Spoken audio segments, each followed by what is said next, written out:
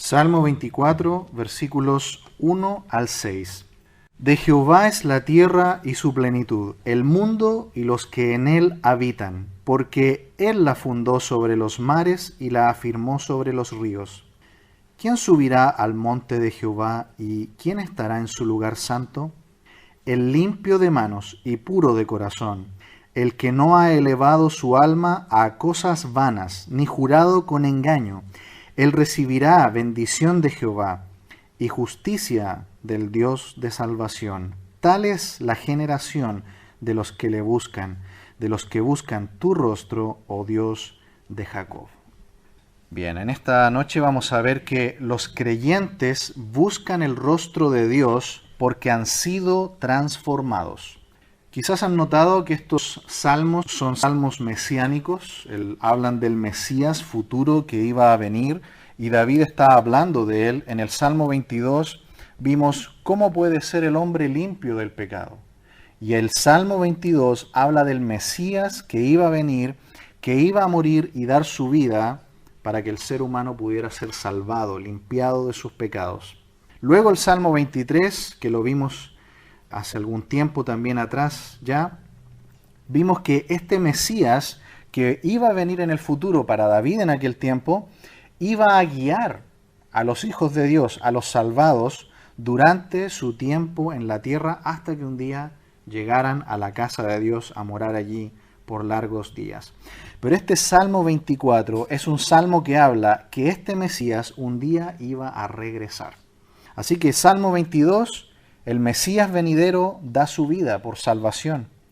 Salmo 23 es un pastor que guía a los creyentes, y ahora en el Salmo 24, este Mesías venidero, que nosotros sabemos que es nuestro Señor Jesucristo, volverá un día a poner punto final a la historia humana, a traer los cielos nuevos y la tierra nueva, y a traer su reino eterno por la eternidad en este mundo nuevo.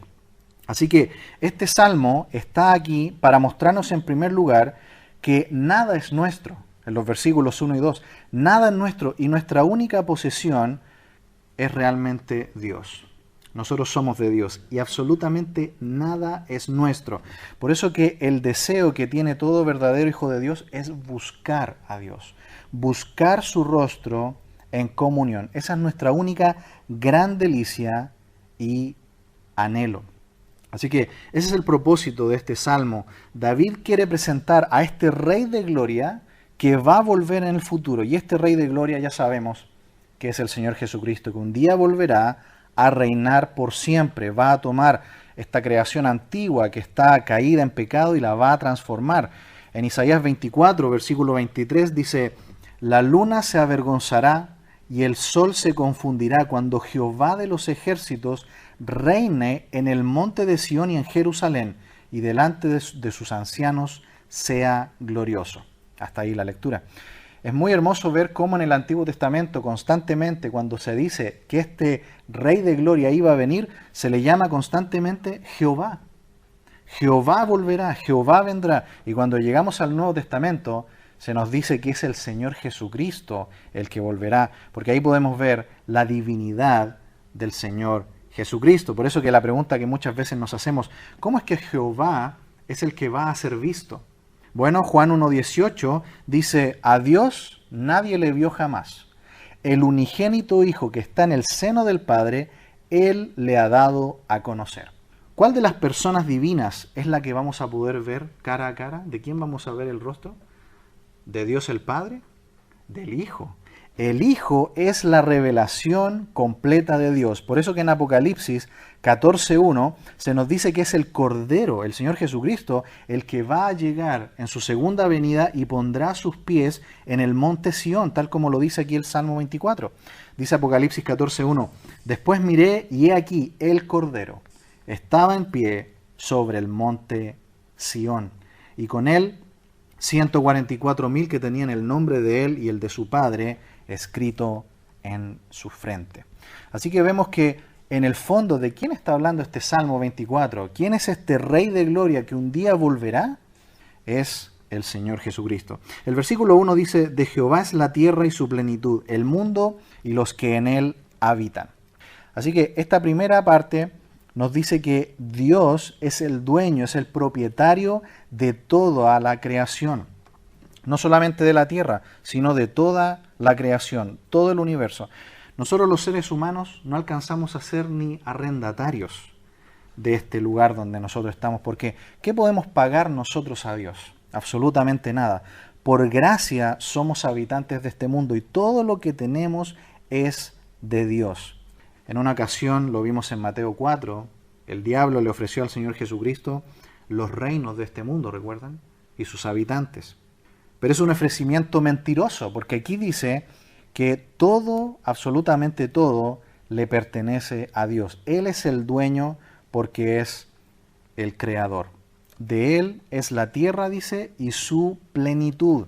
De acuerdo al libro de Génesis, en el capítulo 1, versículo 9, en el día tercero fue creado la tierra donde después Dios hizo crecer toda hierba verde, dice Génesis 1:11, hierba que dé semilla, árbol de fruto, que dé fruto según su género.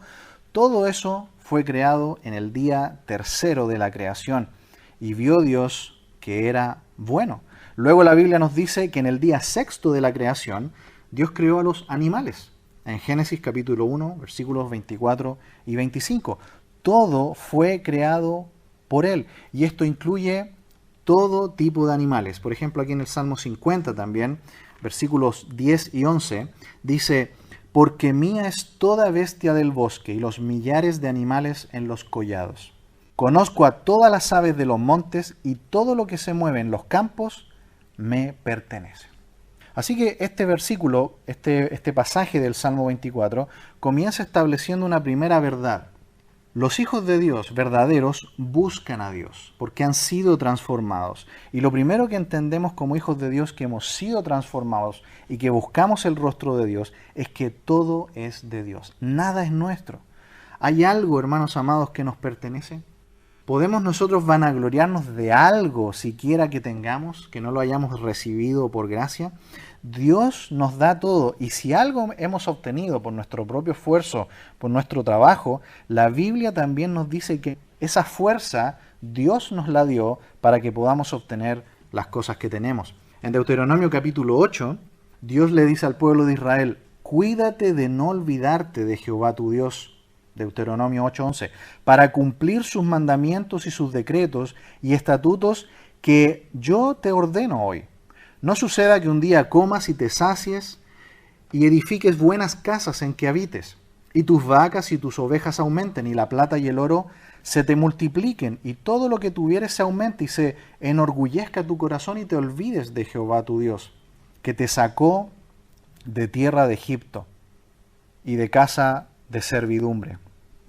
Versículo 17, y digas en tu corazón: mi poder y la fuerza de mi mano me han traído esta riqueza. Si no, acuérdate de Jehová tu Dios, porque Él te da el poder para hacer las riquezas a fin de confirmar su pacto que juró a tus padres como en este día.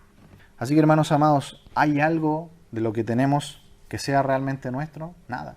Aún las fuerzas que el Señor nos da para obtener las cosas que tenemos, todo vino realmente de Dios. Así que de Jehová es la tierra y su plenitud, el mundo y los que en él habitan. El salmista, luego de decirnos que todo lo que nosotros vemos es de Dios, todos los animales, toda la vegetación, también dice que los que en él habitan, es decir, los seres humanos, también son de Dios. Los seres humanos también somos criaturas de Dios. No somos criaturas eternas, divinas, somos criaturas de Dios. También, de acuerdo al libro de Génesis, fuimos creados en el día sexto de la creación. No somos dueños de nada. Somos meros administradores de este mundo que es de Dios y nosotros debemos honrarle por eso. Dice el Salmo 8, oh Jehová, Señor nuestro, cuán glorioso es tu nombre en toda la tierra. Has puesto tu gloria sobre los cielos. De la boca de los niños y de los que maman fundaste la fortaleza. Versículo 3. Cuando veo tus cielos, obra de tus dedos, la luna y las estrellas que tú formaste, digo, ¿qué es el hombre para que tengas de él memoria y el hijo del hombre para que lo visites? Le has hecho un poco menor que los ángeles y le coronaste de gloria y de honra. Le hiciste señorear sobre las obras de tus manos. Todo lo pusiste debajo de sus pies, ovejas y bueyes, todo ello, asimismo las bestias del campo, las aves de los cielos y los peces del mar, todo cuanto pasa por los senderos del mar. Oh Jehová, Señor nuestro, cuán grande es tu nombre en toda la tierra. Los hijos verdaderos de Dios buscan el rostro de Dios no por una fuerza propia humana, no por una fuerza humana nuestra, sino porque hemos sido transformados. Y la primera evidencia de esa transformación, según este versículo, es que los creyentes entendemos que todo, absolutamente todo es de Dios. Y todo lo que tengamos, nunca nos enorgullezcamos, ni digamos mi fuerza me lo dio, porque aún esa fuerza, la inteligencia, las capacidades, los estudios que el Señor te ha dado, vienen de su mano. Incluso la Biblia dice que nuestro cuerpo pertenece a Dios. Primera a los Corintios capítulo 6, versículo 19 dice: ¿O ignoráis que vuestro cuerpo es templo del Espíritu Santo, el cual está en vosotros, el cual tenéis de Dios y que no sois vuestros? Porque habéis sido comprados por precio. Glorificad pues a Dios en vuestro cuerpo y en vuestro espíritu, los cuales son de Dios. Todo, hermanos amados, es de Dios. Dice el versículo 2 del Salmo 24, porque Él la fundó sobre los mares y la afirmó sobre los ríos. Aquí se menciona los mares y por extensión también todos los animales marinos. Aquí podemos ver otro contraste o otra conexión hacia Génesis capítulo 1, porque esto habla del día quinto de la creación. Dice también el versículo que la afirmó sobre los ríos, es decir, para que la tierra pueda ser fértil para sus habitantes. ¿Qué hizo Dios en la tierra? Puso ríos para que irriguen la tierra, a fin de que el ser humano tenga todo lo que necesita. Si usted se fija, después del pecado, en Génesis 3, ¿qué apareció sobre la tierra? Espinos y cardos. Eso no era de la creación original. Los desiertos, todo eso, si usted se fija, el desierto va avanzando hacia el sur del planeta. Todo eso no era parte de la creación original de Dios. Pero un día este Rey de Gloria que volverá va a tomar el control nuevamente de la creación y tendremos una creación restaurada. Los cielos nuevos y la tierra nueva. Es muy interesante que, de acuerdo a Génesis capítulo 1, se nos dice, en el principio creó Dios los cielos y la tierra. Pero cuando nosotros llegamos al Nuevo Testamento, se nos dice que Jesús es el creador. En Juan capítulo 1 dice, en el principio era el verbo, y el verbo era con Dios, y el verbo era Dios. Este era en el principio con Dios. Todas las cosas por Él fueron hechas, y sin Él nada de lo que ha sido hecho fue hecho. En el mundo estaba, y el mundo por Él fue hecho. ¿Quién es el verbo que hizo el mundo y todo lo que está en el mundo? Allí mismo en Juan, capítulo 1, versículo 14, se nos dice quién es el verbo. En Juan 1:14 dice, y aquel verbo fue hecho carne y habitó entre nosotros, y vimos su gloria. Gloria como del unigénito del Padre, lleno de gracia y de verdad. ¿Quién es el verbo? El Señor Jesucristo. Qué maravilloso, ¿no? Es ver que en el Antiguo Testamento se nos dice Dios creó todas las cosas, y cuando llegamos al Nuevo Testamento se nos dice que Jesús es el creador. Lo mismo lo podemos encontrar en Hebreos capítulo 1. Qué hermoso es ver que aquí en el Salmo 24 se nos dice que un día Jehová, el Rey de Gloria, va a volver, y en la Biblia, en el Nuevo Testamento, se nos dice que es Jesús el que va a volver. Nuestro Señor Jesucristo vino en primer lugar como cordero, vino como sacrificio. Vino a entregar su vida, pero un día volverá en su segunda venida, ya no como cordero, volverá como león, volverá como el Rey de Gloria a juzgar y a tomar el control de la creación. Sigue diciendo el Salmo 24 en el versículo 3, ¿quién subirá al monte de Jehová y quién estará en su lugar santo? Notan que a continuación, luego de establecer en estos primeros dos versículos, que los verdaderos hijos de Dios que buscan el rostro de Dios en comunión, lo primero que tienen en su vida es que reconocen que todo es de Dios. Que nosotros solamente somos meros administradores de lo que Dios nos da. Y a continuación ahora nos va a decir cuáles son las cualidades de aquellos con los cuales Él tiene comunión, aquellos que buscan su rostro. En primer lugar dice, son aquellos que subirán al monte de Jehová. ¿Quién subirá al monte de Jehová? ¿Qué es el monte de Jehová? Bueno, lo podemos identificar como el monte de Sión. El monte de Sión es el monte Moriah, donde Abraham llevó a Isaac para sacrificarlo. Es el monte de la fe, porque allí Abraham estuvo dispuesto a entregar a su hijo. Y el libro de Génesis no lo dice, pero después lo sabemos por Hebreos. Hebreos dice que tal era la fe de Abraham, que él creía que su hijo Isaac iba a morir, pero que el Señor lo iba a resucitar. Porque la promesa del Mesías venidero vendría no por el hijo de Agar, Ismael, sino que iba a venir por el hijo de Sara, Isaac. Por eso que en Hebreos 11:6 dice, pero sin fe es imposible agradar a Dios, porque es necesario que el que se acerca a Dios crea que le hay y que es galardonador de los que le buscan. Los que le buscan. El monte de Jehová nos habla de la fe, y aquellos que tienen fe son aquellos que buscan a Dios, y de eso habla este salmo. Pero cuando recordamos Romanos 3, como que decimos, bueno, la Biblia dice, no hay justo ni aun uno, no hay quien entienda, no hay quien busque a Dios. Se nos dice por un lado que los verdaderos hijos de Dios le buscan, pero por otro lado dice la Biblia que todos han pecado y nadie busca a Dios. Bueno, para que alguien pueda buscar a Dios, Dios tiene que transformar su corazón. Preguntémonos esto, hermanos amados. ¿Buscamos a Dios? ¿Queremos leer su palabra? ¿Queremos asistir a su iglesia? ¿Queremos servirle?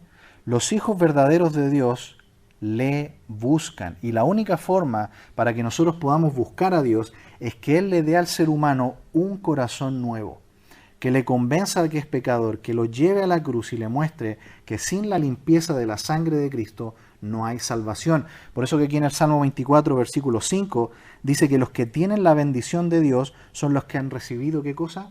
La justicia del Dios de salvación. Los que buscan a Dios son aquellos que han sido transformados por la gracia de Dios. ¿Quién subirá al monte santo? ¿Y quién entrará en su lugar santo? ¿Cuál es el lugar santo? De inmediato quizás viene a nuestra mente el lugar santísimo del templo, pero recordemos que este salmo es de David, y David no alcanzó a ver el templo. Él quería construir el templo, pero Dios no se lo permitió, porque él era un hombre que había derramado mucha sangre en las guerras. Pero Dios se lo permitió a su hijo Salomón. Por lo tanto, el lugar santo que David aquí menciona no es el lugar santísimo del templo, sino que es el lugar santo del tabernáculo. El lugar santo del tabernáculo. Y el único que podía entrar a ese lugar era el sumo sacerdote.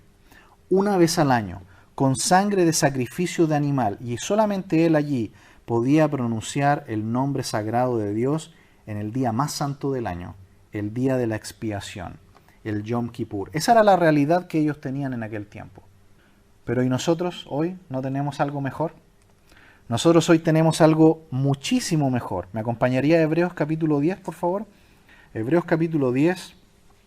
Miremos juntos, por favor, el versículo 10. Hebreos 10, 10, por favor. Dice, en esta voluntad somos santificados mediante la ofrenda del cuerpo de Jesucristo, hecha una vez para siempre. Y ciertamente todo sacerdote está día tras día ministrando y ofreciendo muchas veces los mismos sacrificios que nunca pueden quitar los pecados. Pero Cristo, habiendo ofrecido una vez para siempre un solo sacrificio por los pecados, se ha sentado a la diestra de Dios. De ahí en adelante, esperando a que sus enemigos sean puestos por estrado de sus pies, porque con una sola ofrenda hizo perfectos para siempre a los santificados. Y nos atestigua lo mismo el Espíritu Santo, porque después de haber dicho, este es el pacto que haré con ellos. Después de aquellos días, dice el Señor, pondré mis leyes en sus corazones, y en sus mentes las escribiré.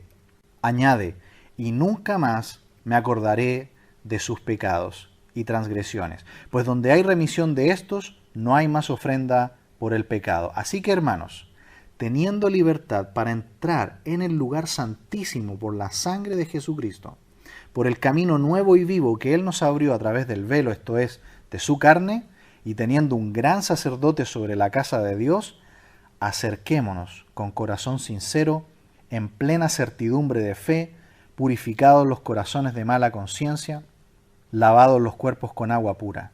Mantengámonos firmes sin fluctuar la profesión de nuestra esperanza, porque fiel es el que prometió. Hasta ahí la lectura. Esta maravillosa verdad, hermanos amados, nos hace firmes sin fluctuar, de que la obra de Cristo en la cruz es tan completa que hoy somos hijos de Él, salvos eternamente, y nuestra salvación es segura. Dios no falla. Volvamos al Salmo 24, dice el versículo 4 del Salmo 24, dice: el limpio de manos y puro de corazón, el que no ha elevado su alma a cosas vanas, ni jurado con engaño. ¿Qué más se habla de los verdaderos hijos de Dios que buscan el rostro de Dios porque han sido transformados? Dice aquí en primer lugar que son hijos limpios de manos y puros de corazón. Ahora que tenemos a Cristo, ya no toleramos nunca más la vida antigua. Ahora queremos vivir para Dios. Nunca más queremos que nuestras manos toquen lo inmundo, el pecado y las cosas de este mundo. El verdadero Hijo de Dios siempre está confesando sus pecados y también es puro de corazón. El Señor Jesús, ¿recuerdan en las bienaventuranzas? En Mateo 5:8 dice: bienaventurados los de limpio corazón. ¿Por qué? Porque ellos verán a Dios. Del corazón vienen las acciones, por lo tanto, la limpieza de manos es el resultado de un corazón puro. Esto habla, hermanos amados, de una transformación interna, para que haya una verdadera transformación externa. Así que, ¿por qué los hijos verdaderos de Dios buscan el rostro de Dios? Buscan la comunión con Dios. No por algo de esfuerzo humano, es porque han sido transformados interiormente por Dios. Corazón nuevo, por lo tanto sus acciones son nuevas. Y también dice el versículo: el que no ha elevado su alma a cosas vanas. Esto habla de la idolatría. El primer mandamiento era: no tendrás dioses ajenos delante de mí. El pueblo de Israel en su historia fue muchas veces en pos de dioses falsos. Es muy triste, pero adoraron Baales, adoraron a Ecrón, tuvieron relaciones con el culto a Moloc. Aquí dice: ninguna adoración a ningún ídolo. Y lo mismo nosotros, los hijos de Dios, por la transformación que Cristo ha hecho en nosotros, hemos dado la espalda a todo dios falso que tuvimos alguna vez.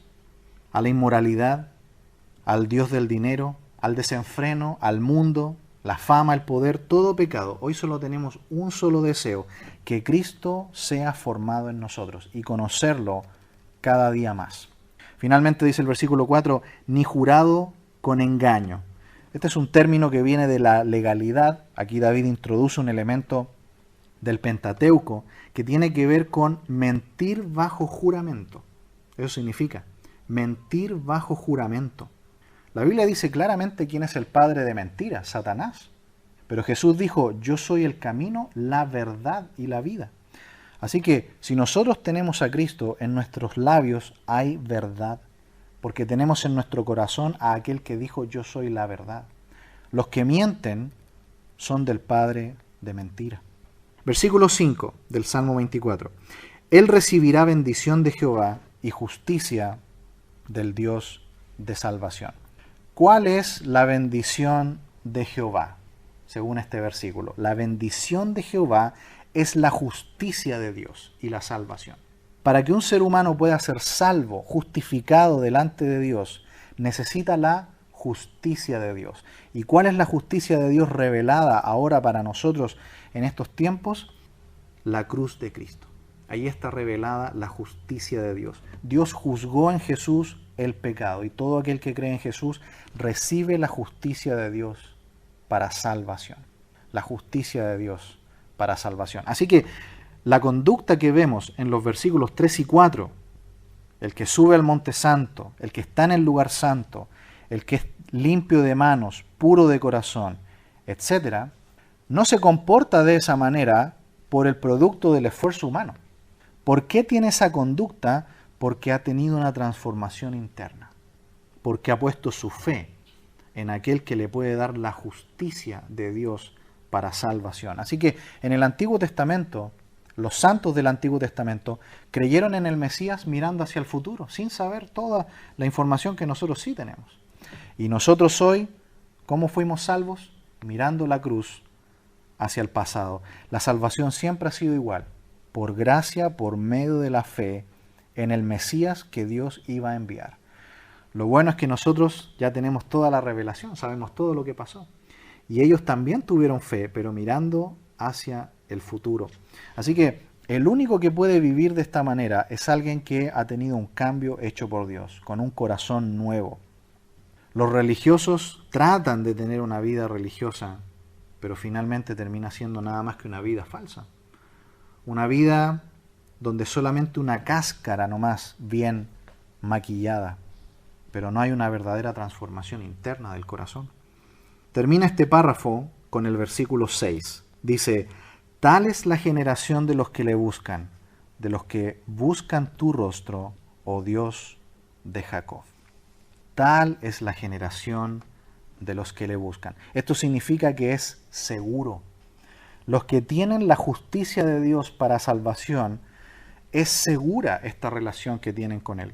Los que han sido tocados por este Rey de Gloria, que hoy día sabemos que es Cristo, el Mesías, son transformados de adentro hacia afuera. ¿Recuerdan que Jesús lo que le dijo a los religiosos en una ocasión? Ustedes son lindos por fuera solamente. No son más que sepulcros blanqueados, pero por dentro, ¿qué dijo?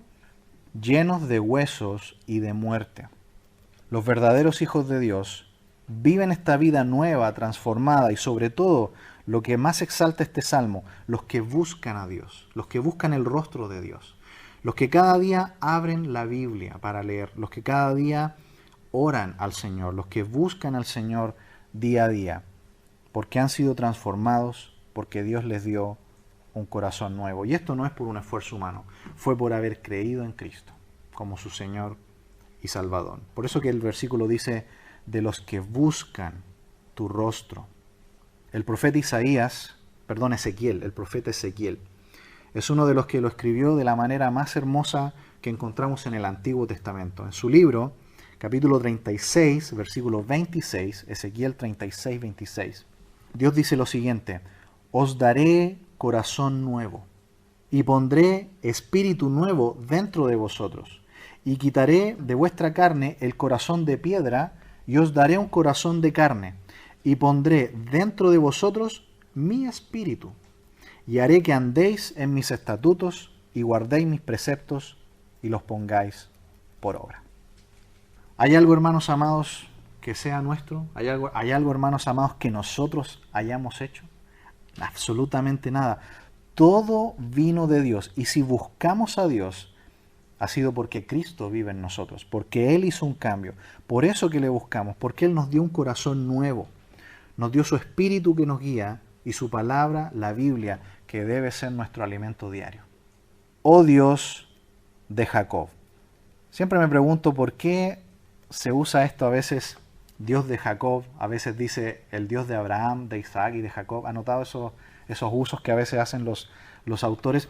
¿Por qué Dios de Jacob? ¿Por qué menciona a Jacob? Pensemos por un momento. Aquí se habla los que buscan tu rostro, oh Dios. ¿Lo notó al final? ¿Jacob estuvo cara a cara con Dios? Si usted recuerda, en Génesis 32:30, Jacob dice el versículo, Génesis 32:30, y llamó Jacob el nombre de aquel lugar Peniel. Peniel significa el rostro de Dios. Porque dijo, vi a Dios cara a cara y fue librada mi alma. Significa aquellos que han creído como Jacob. Aquellos que vieron el rostro de Dios, tuvieron un encuentro con Dios y fueron salvados. ¿No fue lo que nos pasó a nosotros cuando creímos en Cristo? Conocimos a Cristo, fuimos perdonados, nos dio un corazón nuevo y por eso que ahora podemos seguirle. Jacob buscó así al Señor y se encontró así con Él, cara a cara.